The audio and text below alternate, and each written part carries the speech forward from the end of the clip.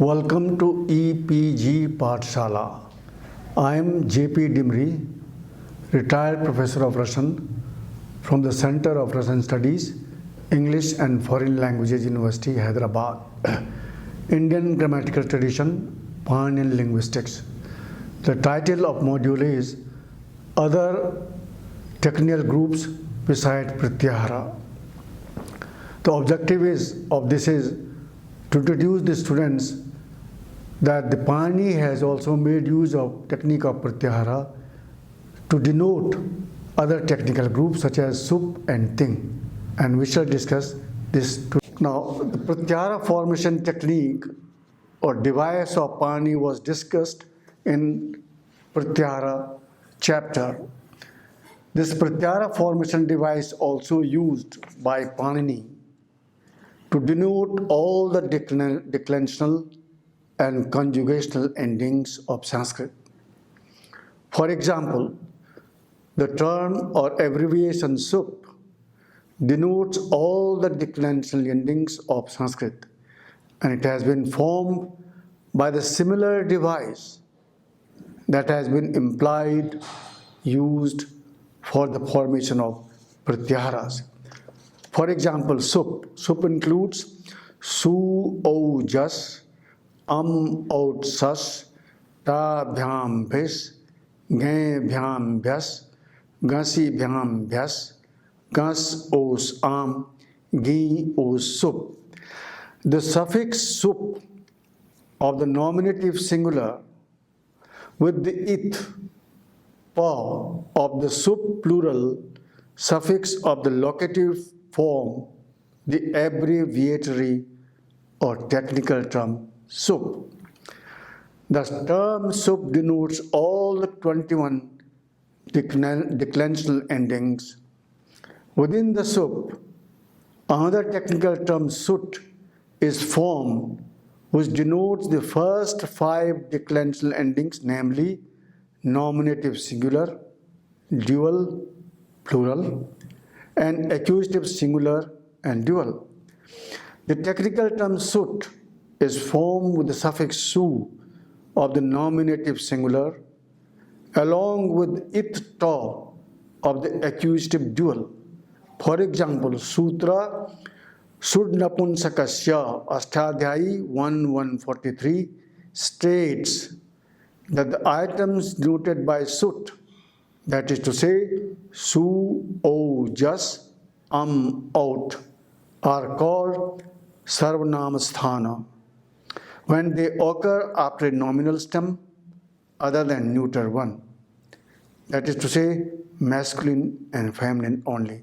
For instance, in Raja, nominative singular of Rajan, king, Rajanu, nominative dual, Rajanah, nominative plural, Rajanam, accusative singular, Rajanu, accusative dual. The penultimate vowels of stems are changed into corresponding long vowels because of the Sarvanamasthana designation. The formation of the technical term ting. Ting denotes all the conjugational suffixes of Sanskrit. Now, active endings, the third person is tip, tas, ji. Now, they are divided into singular, dual, and plural. So, third person singular is tip, dual is thus, and plural is ji. Second person singular is sip, dual is thus, and plural is thaw. First person singular is mip, dual is was, and plural is must. Active and middle endings. Third person singular thaw, dual atam, and plural jha. Second person singular thas, dual atham, and plural dhvam. First person singular it, dual vahi, and plural mahin. Abbreviatory or technical term thing is formed by taking the ti of the suffix tip of the third person singular of the active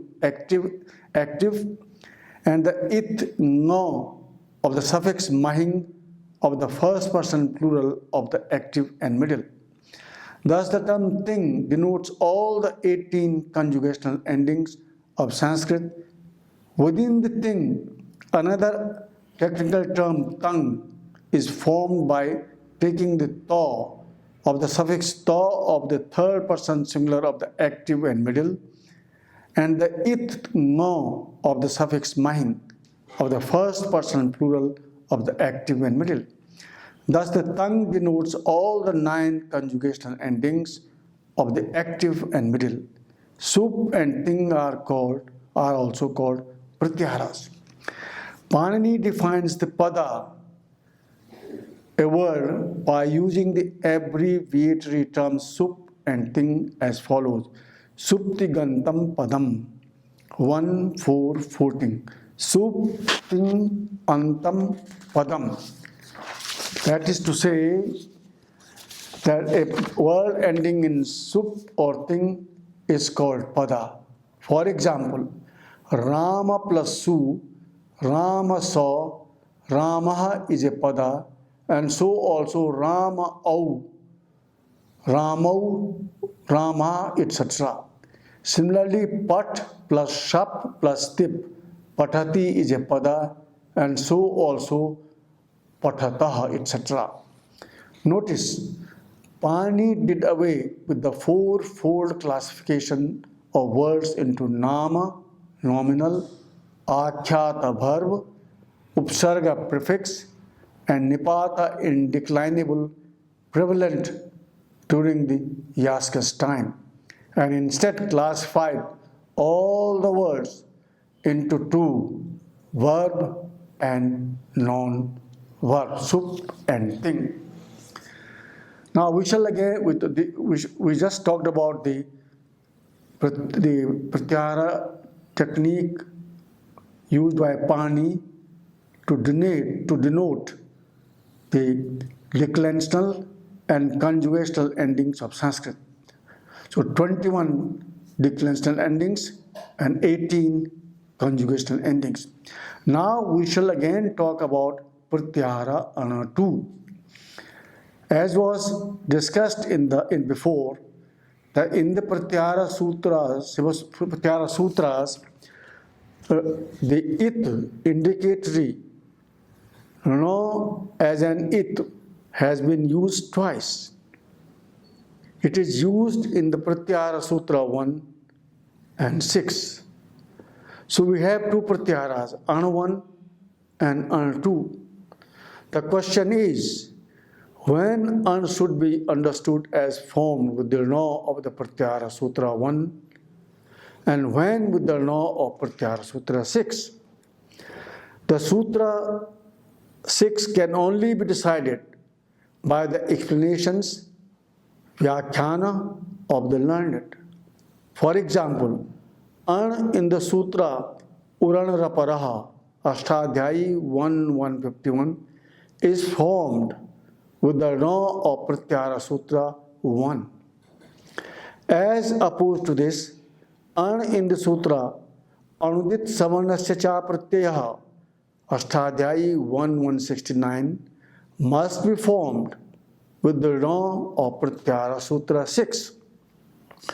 The Sutra Anudit Savarnasya Cha Pratyaha 1-169 states Ana to ut it savarnasya cha apratyaha. It means a phoneme or sound denoted by the pratyahara Ana 2, that is to say a, e, u, re, ri, e, o, I, au, ha, ya, va, ra, la, or having a marker u as it, denotes not only itself but also all the phonemes homogeneous with it, unless it is an affix pratyaya. Thus, vowel a, e, u, ri denote a class of 18 vowels distinguished on the basis of 1. Length, Rasva, Dirgha and Pluta, short, long and supralong, or pitch, second pitch, Udat, Anudat, Swarit, acute, grave and circumflex, and nasalization, Anunasika, Niranunasika, nasalized, non-nasalized. The chart here shows it very clearly. Now we have the pitch, Udat, acute, Anudat, grave, Swarita, circumflex. Length, Rasva, Dirgha and Pluta, and nasal minus nasal. So O plus nasal, O minus nasal, O plus nasal, O plus minus nasal. Swarita, or nasal, O minus nasal. It means 6. It's only Dirgha A plus nasal minus nasal. Anudata plus nasal minus nasal. Aswarita plus nasal minus nasal. 6. Pluta, supralong A plus nasal minus nasal. Udata, Anudata plus nasal minus nasal. Swarita plus nasal minus 6. So all put together we have 18. 6 short, 6 rasva, 6 dirgha and 6 18. So these are 18 types. Similarly, vowels E, U, Ri represent a class of 18 vowels each, differentiated on the basis of length, pitch and nasalization. Vowel Ri represents a class of 12 only, as it has no long counterpart. Vowels A, O, I, O represents a class of 12 each, as they do not have the corresponding short vowel. Semi-vowels Ya, Wa and La also represent a class of 2. Nasalized Ya, non-nasalized Ya, nasalized Wa, non-nasalized Wa, and nasalized La and non-nasalized La. According to Sutra 1169, Anudit Savarnasya Cha Pratyaha, it says items with U as their it, means marker, represent a class of 5 consonants, each according to their place of articulation. Ku, chu, tu, pu. Ku represents velars, ka, kha, ga, ga, nga. Chu represents palatals, cha, cha, ja, ja, yang. Tu represents retroflexes, ta, ta, da, da, na. Tu represents dentals, ta, tha, da, da, na. Pu represents labials, pa, pa, ba, ba, ma. For example, in Sutra Choh Ku, Ashtadhyayi 8 to 30, Chu represents all palatals and Ku represents all velar stops. The sutra implies that at the end of a word, the Chu, a palatal stop, is substituted by Ku, a velar stop. In other words, in place of Chu, Ku is the substitute. For instance, Vach plus Su, Vach plus 0, so Vak, speech. As per Sutra 1169, Anudit Savarnasya Pratyaha, vowel O of Antu Pratyahara denotes a class of 18 types of O, distinguished on the basis of length, pitch, and nasalization.